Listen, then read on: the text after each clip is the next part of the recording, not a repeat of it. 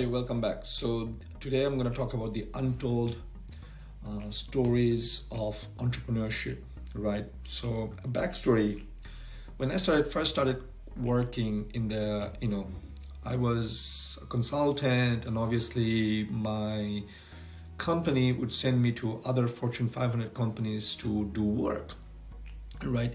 And eventually I found out that they were billing me at $250 per hour. Yes, that is true. And I was working like 5 days a week, and I would fly into different cities, different corporations, and I would do work, things like that. That's not the matter. But then I realized, 250 an hour, and these cheapos are paying me like roughly $50 an hour, right? And I was unhappy with that. And I came to that $50 per hour by taking my annual salary and dividing it by 2,000, roughly 2,000, because roughly we work 2,000 hours a year. And I was like, these cheapos, right? They're screwing me. They're like, they're billing me at 250 an hour, and I'm getting paid 50 an hour. Why can they not pay me 100? I'm sure you would be thinking the same way. And I thought I was getting the short end of the stick, so fine. Then when I started my own business, I realized why, right? And I think here is the thing. Everyone should go through entrepreneurship. This should be a course in high school. This should be a course in university that you must do 6 months of your own business, and then you would realize everyone would be very, very grounded, and everyone would know whether they should be able to do entrepreneurship or not. And if not, they will have very high standards, as well as not high standards, but they will have very high admiration for people who are doing it. So here's why I say that. Number one is, sounds great, but as soon as I started doing my own business, I realized, number one, customers just don't come and knock on your door. You need to do a whole lot of relationship building. You need to do a whole lot of networking. You need to do a whole lot of marketing. And guess what it requires? It costs money, right? Now, if I'm a one-man shop, I'm going from one customer to another customer. That means when I'm building relationships, I'm not making money, right? Because I'm only one man. Now, if I want someone else to do for me, that means I have to hire, which basically means I need to pay them salary. And guess what? I knew I was, top performer. I was an A player, and I was unhappy with the money I was getting. So I couldn't attract a A player for a small amount of money. I need to get if I were to get an A player to do the marketing and relationship building and networking for me, they want top dollars. Oops. Now, suddenly I have to pay them. That basically means it comes into my cost structure. Now, when I hired them, there are other expenses like taxes and payroll taxes, things like that. I have to account for that, right? And then I have to get an office now. That costs money.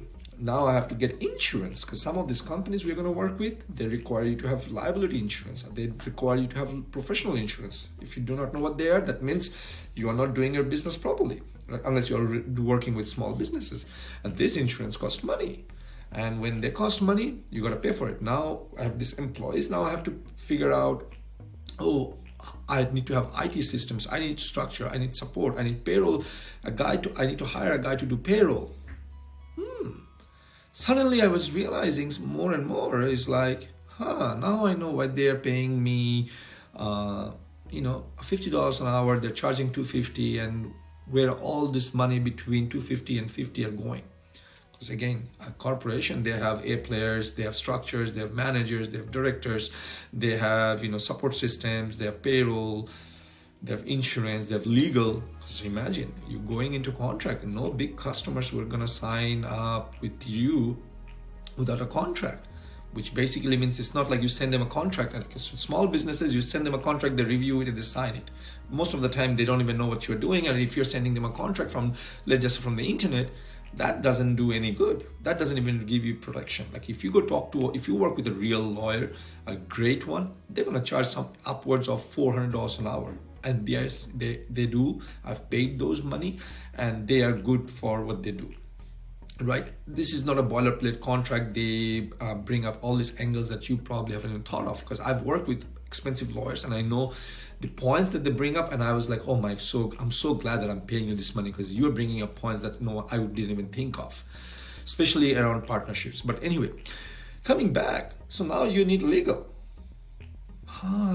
See where I'm going with all this? Now, let's just say you got it legal outsourced, accounting outsourced, marketing outsourced, all these things outsourced, even advertising outsourced. You have someone outsourced to build relationships for you and everything. Now you need to find people to do the work, because you are one person, and if you're doing the work all the time, that means you cannot be two places at the same time. That means you need to hire other people to pay them as well, right? Unless if you don't want to do the work.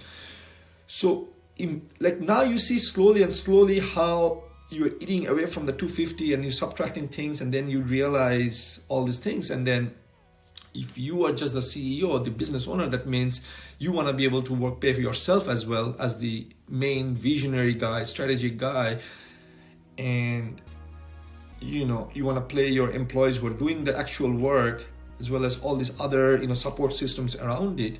And you realized that the 50 they're paying you, or that the 50 that they were paying me wasn't too bad, right? Wasn't too bad.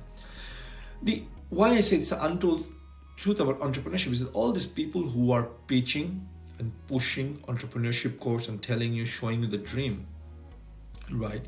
They are not telling you the full story. They're pushing and telling you that, oh, entrepreneurship is great, you get freedom, you get to have all this money in the bank and all these things, which I doubt it is, right?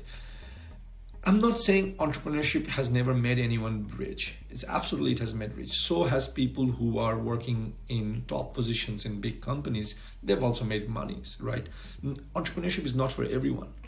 You will end up spending, say, years on very little salary, lot of hard work to be able to cut it. I tell you that, and I tell you that from my first-hand experience, because I'm not here to sell you anything. I'm just trying to make you smart and tell you the things that no one will tell you, because the guy who's selling entrepreneurship is going to always sell you entrepreneurship is great, entrepreneurship here's a business model. Here you go start an Amazon store, drop ship, buy things from, you don't even buy things from China.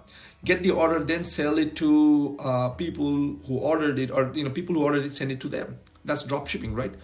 But you know what they don't tell you? Your Amazon account get banned, your customers get pissy, they do chargeback, PayPal bans you, Stripe bans you, you lose everything, your shipment gets stuck, the supplier didn't pay you, it was poor quality, all these things. Am I saying all these things that will not tell you, right? And then you get into the weeds, and now that you are in the weeds, it's so hard for you to detach. Now you have invested time and money and you don't want to get it. This is the only thing you know. I'm not also trying to say entrepreneurship is super bad, but if you can crack the nut, then yeah, you come to the other side and make millions. Absolutely. Who doesn't want to have millions? But it also requires a lot of sacrifice. It requires a lot of sacrifice, super discipline, super structure, and 80% of entrepreneurs don't make it past the 5 years mark. My point to you is, if you are thinking of going into the business, absolutely find out why. If it's money that's driving you, I think maybe you should get a high income skill, right? And be absolutely best in what you do versus, let's just say, I want to be a business. Because business is hard. No one will tell you this except for me, that business is super hard, right? Don't be fooled by the flashiness. I mean, Amazon is a unicorn. Google is a unicorn. Everything else is super hard. The other thing is you will end up spending 20 years of your life to become, if you are successful, to make the next Amazon. And even then you need a lot of coaches, because you cannot just be like, oh, I learned all this in school and I'm going to go and learn it from YouTube and get it done. You need advice. You need coaches, right? Which superstar, which athlete doesn't have a coach? Which top performer, Olympian, doesn't have a coach? Tell me that. Prove it to me that, here's the athlete who doesn't have a coach and he's making it and he's doing it all by himself. We all need coaches, right? So they cost money. Good people cost money. If you are a top performer, you are not going to work at a, C-level player's salary, would you? So imagine that. I hope this helps. Take care. Bye-bye.